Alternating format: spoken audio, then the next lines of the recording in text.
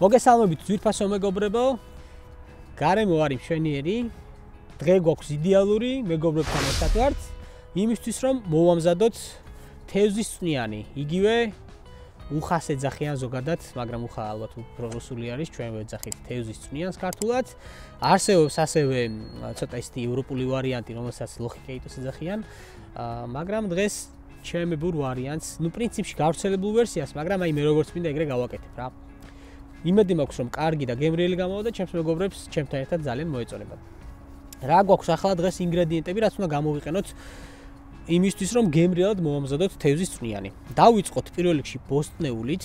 ბოსტნეული არის ბულგარული წითელი, სტაფილო, გვაქვს წვანეულობა, წვანილები გვაქვს სხვადასხვა ვარიანტი, კამა, ქინძი, მწვანე ხახვი, აუცილებლად კარტოფილი, ხახვი, ჩვეულებრივი, მარილი აუცილებლად, რაც ძალიან მნიშვნელოვანი არის და ეს არის ყველაზე ისეთი განსაკუთრებული დანამატი, რომელსაც ბოლოს გავუკეთებთ, მდნარი ყველი, რომელიც წესით ძალიან მაგარ გემოს მისცემს ჩვენს თევზის წვნიანს.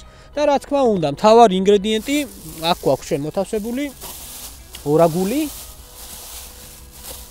ცელოფანში გამზადებული დაჭრილი.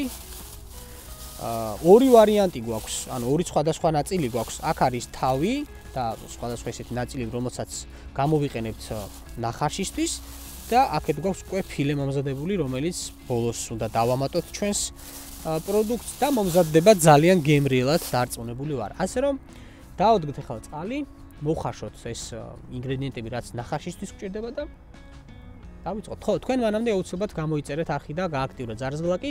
დღევანდელი ვიდეოს დალაიქებაც არ დაგავიწყდეთ. წავედით.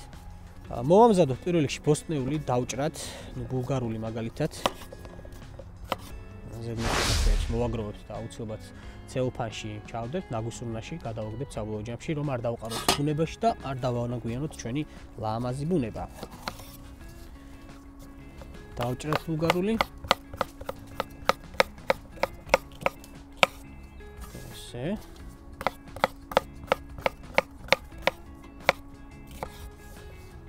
მეგობრებო, დავჭრათ მწვანილი. ამ შემთხვევაში კამა მაქსიმალურად თხლად. ამ ბოლო პერიოდში ძალიან მომწონს უკვე კულინარიული, ესე ვთქვათ, პროცესები, ძალიან დიდ სიამოვნებას ვიღებ კულინარიისგან, აქედან გამომდინარე, ალბათ შეატყეთ რომ გავაქტიურდი უფრო, ასე რომ ვთქვათ, კულინარიის მხრივ, რაც ვფიქრობ რომ ძალიან კარგია და უნდა მოგეწონოთ. ასე რომ თუ ყველაფერს კარგად ვაკეთებ და მოსაწონს ვაკეთებ თქვენთვის, აუცილებლად უნდა დაალაიქოთ ვიდეო, რომ ეს ყველაფერი მე გავიგო და მივხვდე. პირველ რიგში ლაიქებიდან გებულობ, რამდენად მოსაწონი არის თქვენთვის ესა თუ ის ვიდეო. ასე რომ არ დაიზაროთ და ალაიქეთ აუცილებლად. მეგობრებო, მოვათავსოთ ქვაბში ჩვენი ესეთი ნახარშისთვის გამზადებული ნაწილები.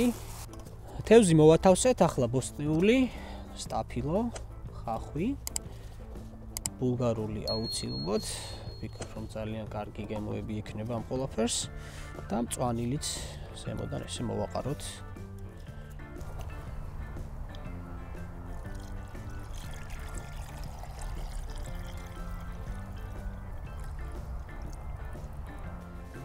ავანთოთ გაზი და შეგვიძლია შემოვდგათ.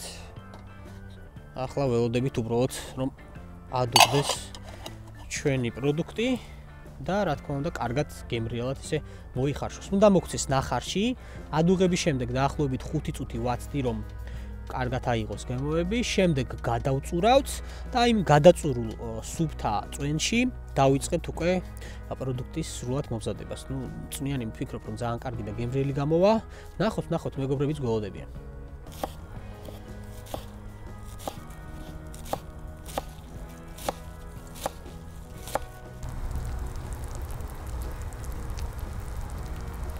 ნახარში ალბათ დაახლოებით 5 წუთში უკვე მზად იქნება. მანამდე ჩვენ აუცილებლად დავჭრათ კარტოფილი, პატარა კუბიკებად, მწვანილი უკვე ხახვის სახით, მწვანე ხახვის სახით მომზადებული გვაქვს.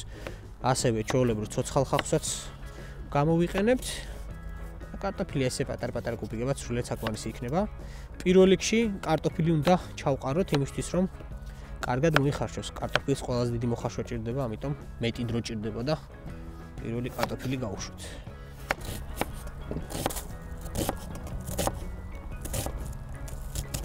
მეგობრებო, გადავწუროთ ჩვენი თევზის ნახარში.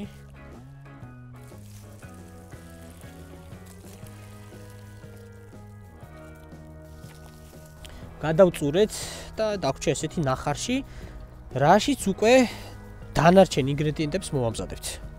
ეს აღარ გვჭირდება, შეგვიძლია ძაღლს გემრიელად დაუდოთ და ვაჭამოთ. ნახარში ისე ესე ჩავწუროთ. რა კარგად გამოიყურება, სუნი აქვს სასწაული და შეგვიძლია უკვე ჩართოთ გაზი, შენიერი.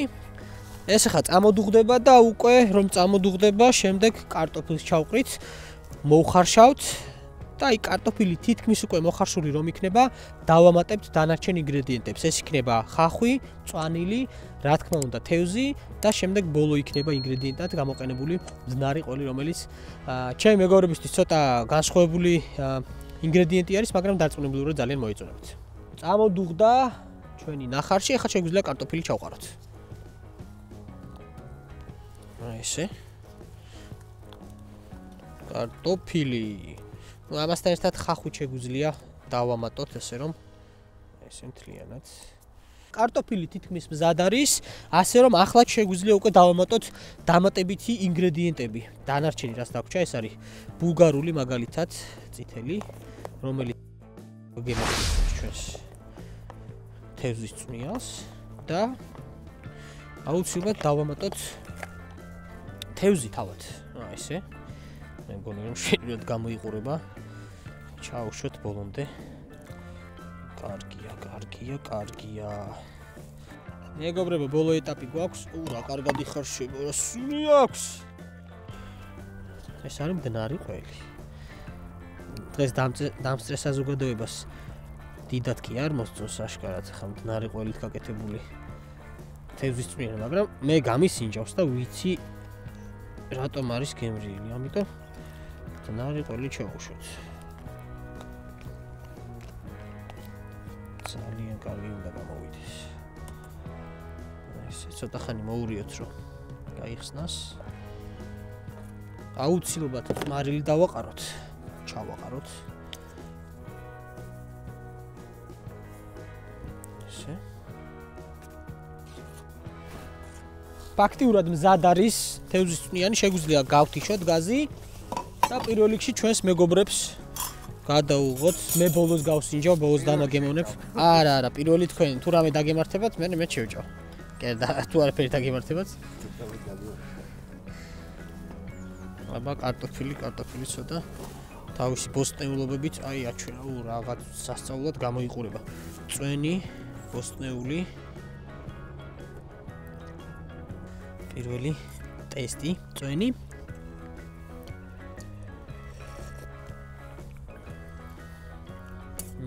ყველის გემო სტანდარტულად. თევზი. მოხარშულია.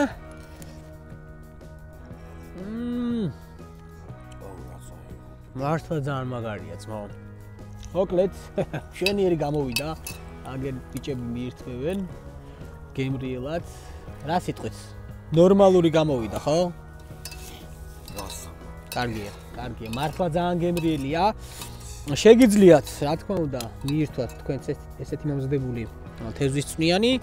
რა ვიცი, შენიერი გამოვიდა მართლა რა, ძალიან გემრიელია. იმედი მაქვს რომ მოგეწონათ დღევანდელი ვიდეო, ამიტომ აუცილებლად უნდა გთხოვოთ რომ გამოიწეროთ არხი, დაალაიქოთ ყველა ვიდეო რომელსაც უყურებთ, იმიტომ რომ ეს ჩემთვის ძალიან მნიშვნელოვანია. მე კიდე შევეცდები რომ ახალი და საინტერესო ვიდეოები შემოგთავაზოთ, ასე რომ გემშვიდობებით მომავალ ვიდეომდე. იმედი მაქვს რომ შემდეგი ვიდეო იქნება თევზაობის. აბა დროებით.